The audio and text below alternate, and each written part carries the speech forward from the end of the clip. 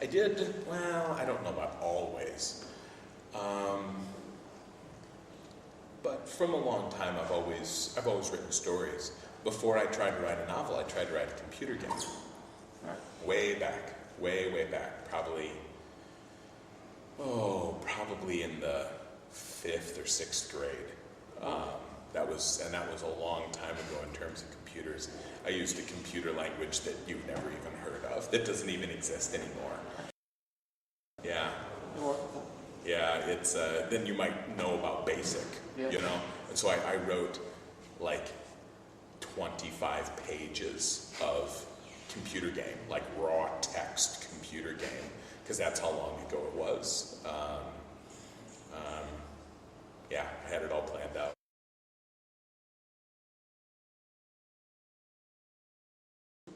Oh yeah, I mean, I wrote a bad high school novel. Everyone writes a bad novel in high school. And some short stories, also bad. Bad high school poetry. Yeah, I did all of it.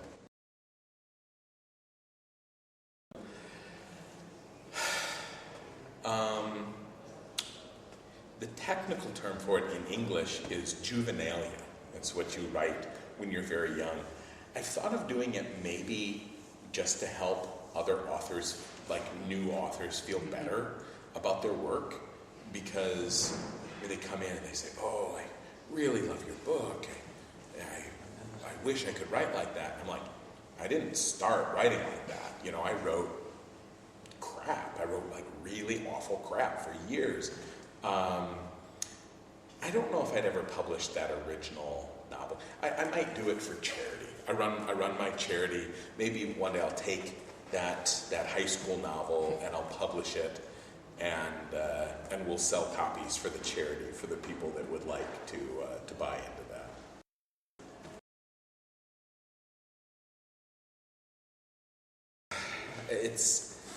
I would like to. My life would be better if I did have a routine, but the days are so different. Like today, it was travel and then working on my edits and my page proofs, and now interviews, you know, and then I'm gonna collapse and go to sleep. Yesterday was that live audience performance that was online,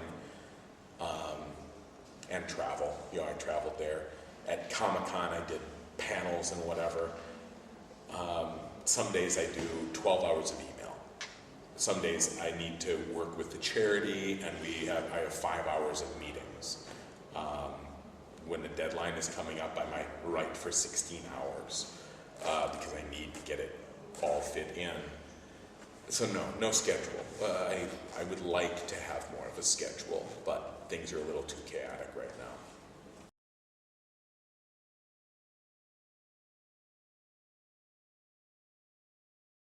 I don't play an instrument.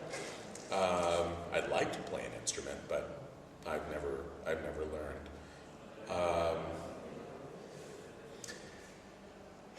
And honestly, I don't listen to a lot of music. I will occasionally, there's songs that I like. I'll listen to the radio in the car, but I don't write with music. I'm very distractible. I can only do one thing at a time, and so I really don't listen to a lot of it. I enjoy music, and I know how important music is to people, and how important music is to a culture. But no, that's Kvothe more than me.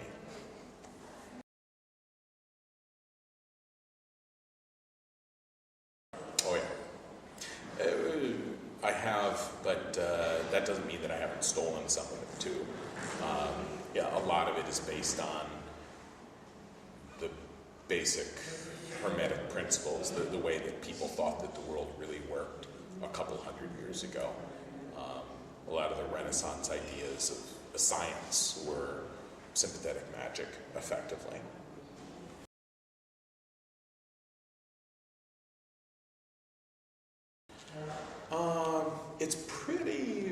It's pretty complete. That said, I can always tweak things around a little bit.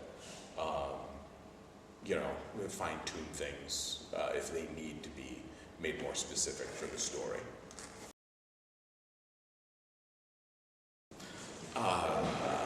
That'd be like saying, do you think young people eat enough? I think that's what they call a leading question.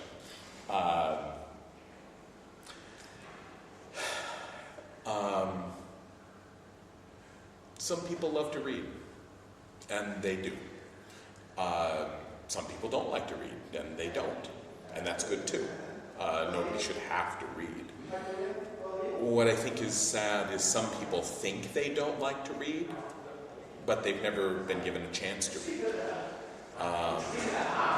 In the U.S., there's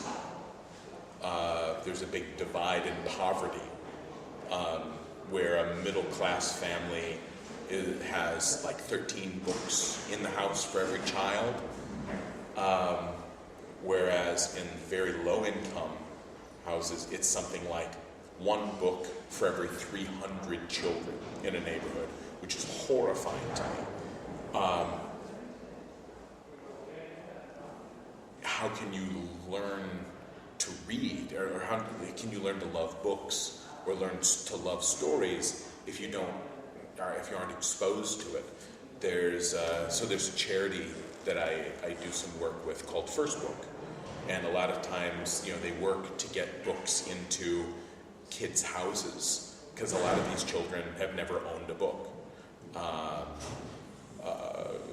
That I feel strongly about, but I don't feel like people have to read more.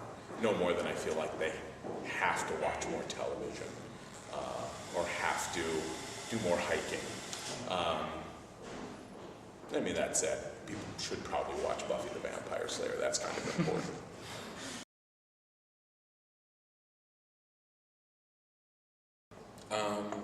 Read a lot of picture books. My mom had trouble pulling me away from picture books. But my first novels, I read the Narnia books. I read Dragon Riders of Pern by Anne McGaffrey, and I read The Hobbit. Those were my very, very first books.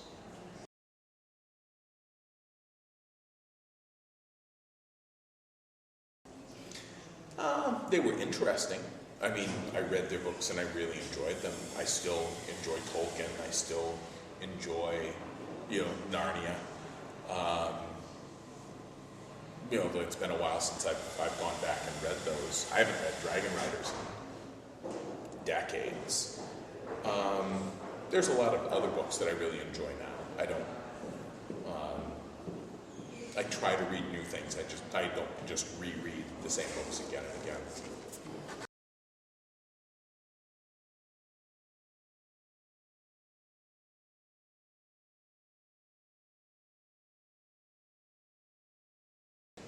I was just joking around.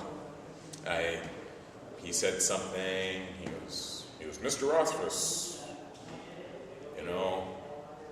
How are you doing? How's the book? He knew we're writing on a book. He goes, how's the book? I go, pretty good. He goes, well, keep up the good work. And I said, when it's published, I'll dedicate it to you. We weren't just joking around, but I said I would, and so I did. I haven't seen him since, but he sent me a card. Really? Yeah. Somebody showed it to him, and he sent me a card.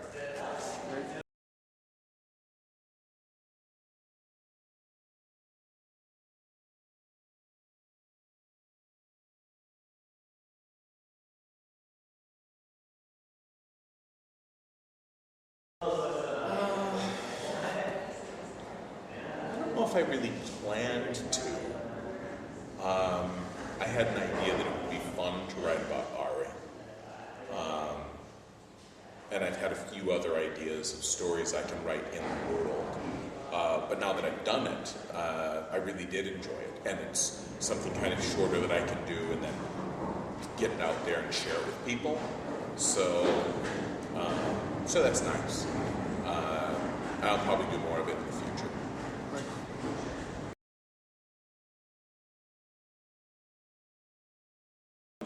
It's going to happen. It's just a matter of time.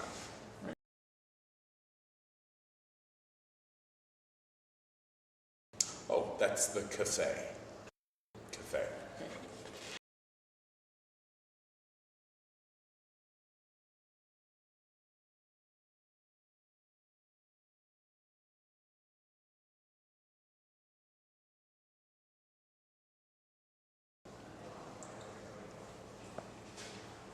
That might not be an unreasonable assumption.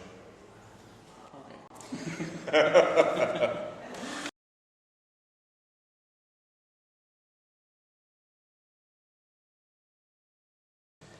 I started it by accident on my blog.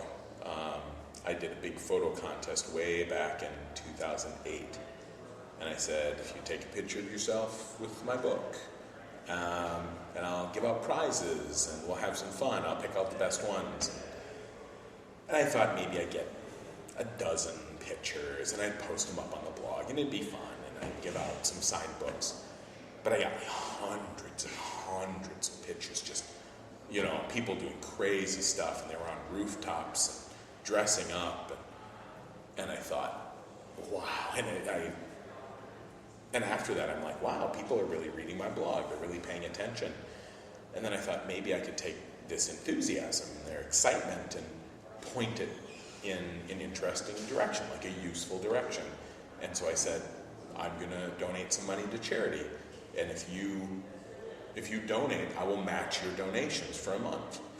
And I was hoping to raise about $5,000, and we raised about $50,000. And it used up every bit of my money. But I've been broke before, and I've never been broke for a good cause like that. So after that, I thought this is a really neat thing, and we've just continued to expand it ever since. The community's been very supportive. And I think we've just about crested over, we're nearly at $3 million that we've raised. Yeah.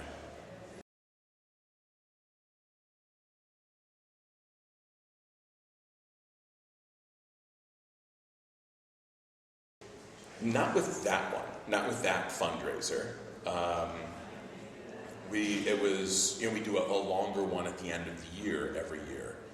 And that's kind of familiar to us. And I thought, maybe we could do one earlier in the year, just a week, you know, and sell some stuff and give people a chance to donate and put some money towards the charity that isn't close to Christmas, you know, because times are tight sometimes around Christmas.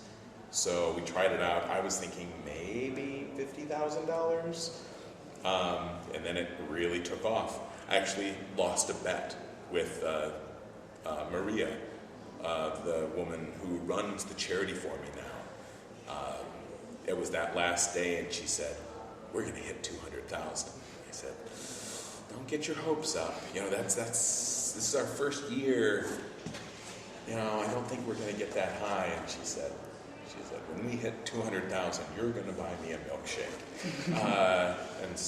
And she was right. We raised 205, and so I bought everyone milkshakes. So.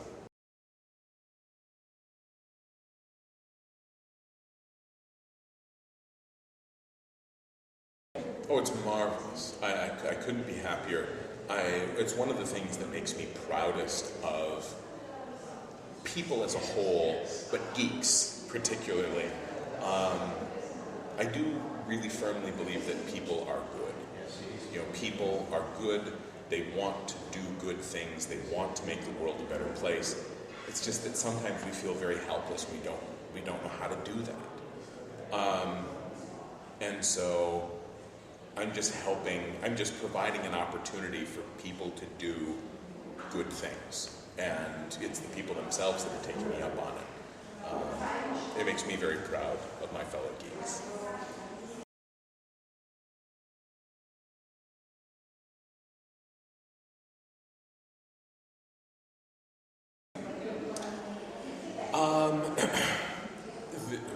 Heifer International does so many things. Just so many things. And it's different for each community, it's different for each part of the world. Some parts of the world, goats are perfect. In other parts of the world, it doesn't work with the climate. You know, it doesn't grow the proper crops. Maybe they don't have the right sort of soil or the right sort of weather to grow the plants that a goat would eat. So maybe then people get chickens, or maybe they get fruit trees. You know, maybe they go to heifer and they say, we want goats. But then heifer goes in and they talk with the community and they look at the landscape. They do a lot of research and they say, well, here your people are mostly farmers. You need honeybees. If you have bees, then it pollinates your crops and then everyone gets better crops. And then you get honey and then you get wax. And you need trees to prevent soil erosion. And that means, you know, you also get better crops because your soil isn't washing away. And you need chickens because chickens will eat insects. And chickens, when they peck, it aerates and they scratch and it aerates the soil. And so, you know, heifer does something different with every community. Some places they do the goats. Some places they provide sheep for wool. Some places sheep wouldn't survive, so they do alpaca, which provide wonderful wool. That happens in Peru, I think. And the alpaca can deal with the very hilly terrain that exists there. It's different everywhere, and that's what really makes heifer so marvelous, is they have the capacity to do something good no matter where the help is needed.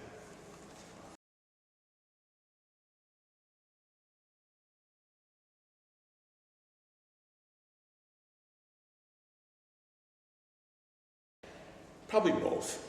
You know, you'll definitely see some of the characters that you've come to love, and there will be new characters too. That's all I'll say.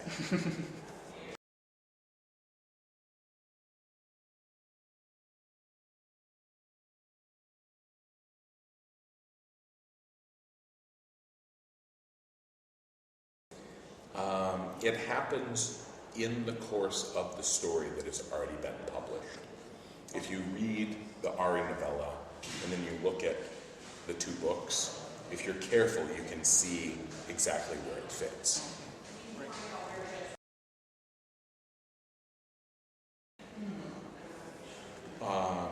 160, 170, I think.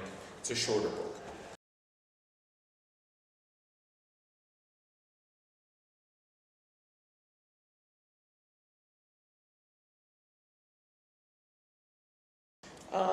It wasn't that different because I was running the game. So I got to make all the rules and I made the world and whatever. It was fun. You know, any role playing is fun. You know, it gives you a good excuse to hang out with your friends. And the main reason I picked my world is because it's fun for me. You know, I like the world and I know it really well. So I have a friend, he ran a game set in, you know, we all played X-Men. And it was easy for him because he loves X-Men. And he knows a lot about X-Men, so it's easy for him to run that game. That's the way it is for me.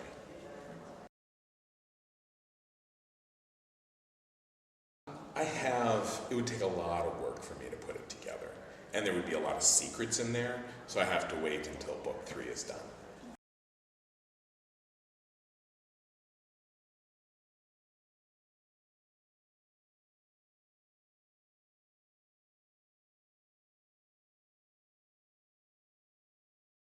Eric's a great writer.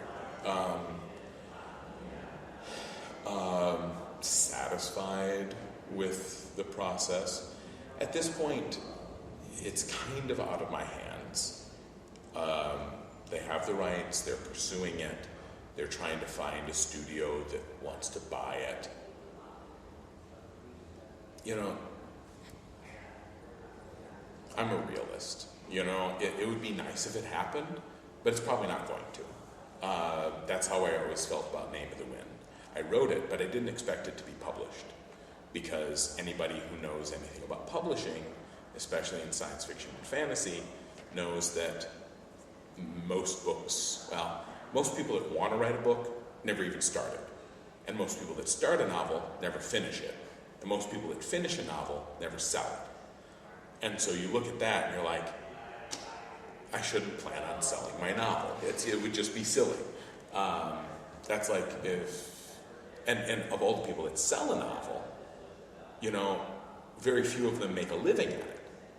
And so if you would say to them, so, you know, what do you want to do? If you say, I want to be a fantasy novelist and that's going to be my job, it's not really very responsible. I thought, I'm not going to be able to make a living at that. It would sort of be like saying, you know, what do you want to do for a living? And you say, I want to win the lottery. And it's like, well, everybody wants that, but the odds are that you're not going to get it. It's the same thing with the movie, or with the television show. You know, they probably aren't going to buy the option. And if they buy the option, then it might not go any farther than that.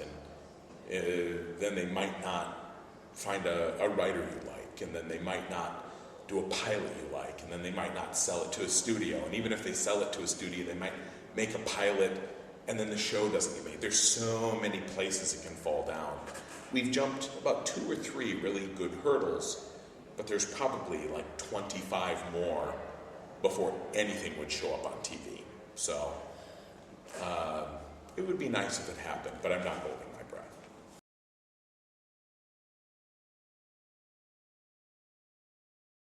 Yeah. It won't work as a movie. Just won't.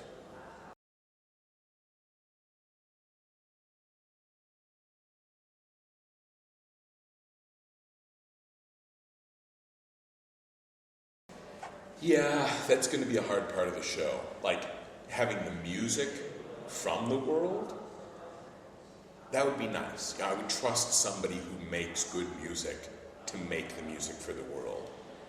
But some of the songs that Kvothe talks about playing, like the one that he plays in the Aeolian,